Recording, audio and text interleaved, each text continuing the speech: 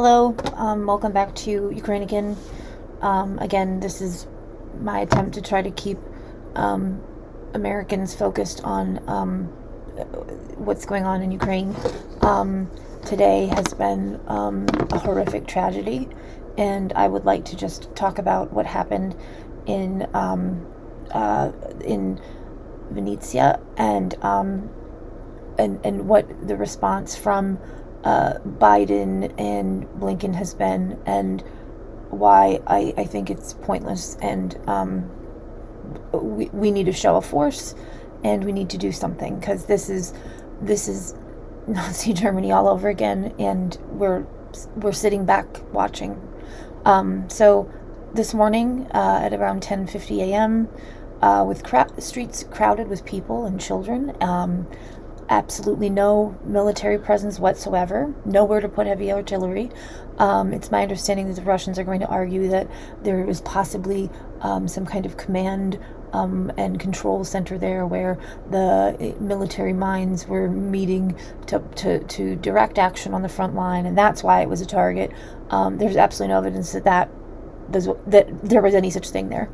The one direct hit was on the House of Officers, which is a relic of the Soviet Union, and used for concerts. There was supposed to be a concert there tonight.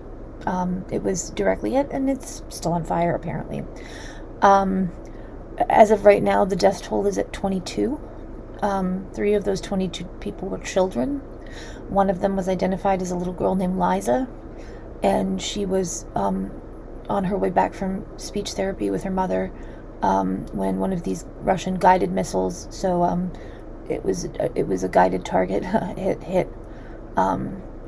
It should be noted that of the 22 dead, they've only been able to identify 6 of those bodies. So please think about what a guided Russian missile can do.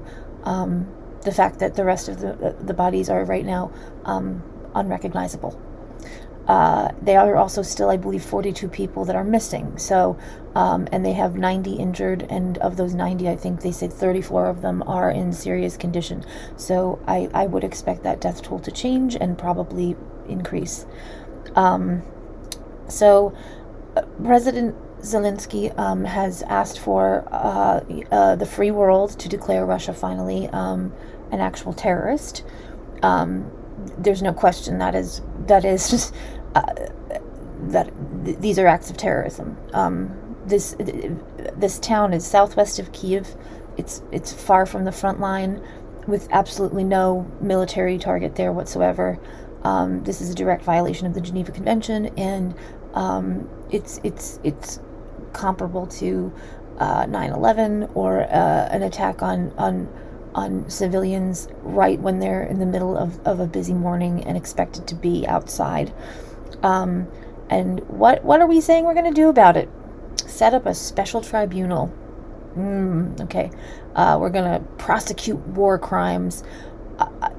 I look, I wish international law worked. I wish that this was something that would threaten Vladimir Putin and the Kremlin. I wish they were afraid of facing some kind of justice. They're not, and they shouldn't be, because at the end of the day, the ICC has absolutely no jurisdiction over them. There's nothing. You can't. It's a difficult. Even if you were able to prosecute them, it's a difficult theory to prove with the chain of command to get to the leaders. You can attack the small people on the ground, the boys driving tanks, but to get at the actual assholes in the Kremlin that are directing all of this shit, it's a pointless effort. They are not at all afraid. That I don't think they see Nuremberg as a possibility for them, and even if it was, that's in the distant future, and they'll be long gone with all of their stolen money. So they don't care. So I wish we would stop wasting time and effort and energy saying how horrible and atrocious these acts by the Russian army are, and started providing the Ukrainians, or step up ourselves and give a show of force. I believe that President Zelensky said that he believes that these cruise missiles were fired from a submarine in the Black Sea. We have B-52 bombers that are, skittish and scared to be flying over Russia. No. Honestly, we need to, in either the Russian occupied territories, military targets, we need to do something. I know that we're giving what seems to be considerable, support to Ukraine in terms of artillery. It's obviously not enough.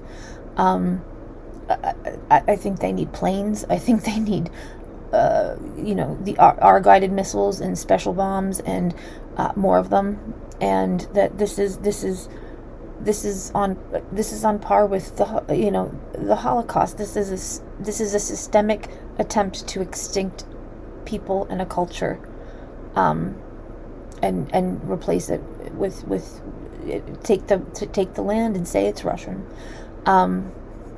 So the last thing I want to say for today is bravo, Emmanuel Macron. I appreciate that you told the French people that they need to possibly get ready for, having rolling blackouts and energy shortages, and to expect that, that they're going to be cut off from natural gas supplies, and that they need to deal with it and mobilize, because this is a war. And I think that's leadership, and I applaud the direction, and I thank the French people. I think that's the free world we are in this together, and we should be fighting. We should be fighting for freedom, and we should be willing to sacrifice, lights at night, because Ukraine is. They want to vote. They want a democracy. That's what they want. They want a democracy, and they're losing their children and their families. And I also want to say that I heard, I don't remember if it was on the Ukrainian cast or I'll figure it out. One of these podcasts was interviewing a Russian lawyer who was facilitating some of the Russian recruits, because they are actually not obligated to fight in this special operation, which again is technically true but not actually true. So one of the things he asked the public to realize is that every day there are so many Russian soldiers being sent back in body bags. I don't know if this is a war they believe in. They have power here to say, I'm not going to do this. I'm not going to fire missiles on children. I hope that, because I empathize completely with when when all of these young Russian boys are being just slaughtered and sent home. And does their president care? No, of course not. Kremlin doesn't care. It's not to them, and they're being sent home for their mothers to bury, and that's a tragedy in itself, and I do appreciate that.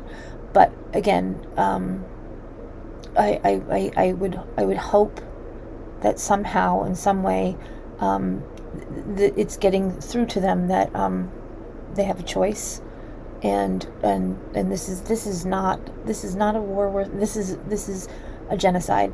They're participating in a genocide, and it's disgusting.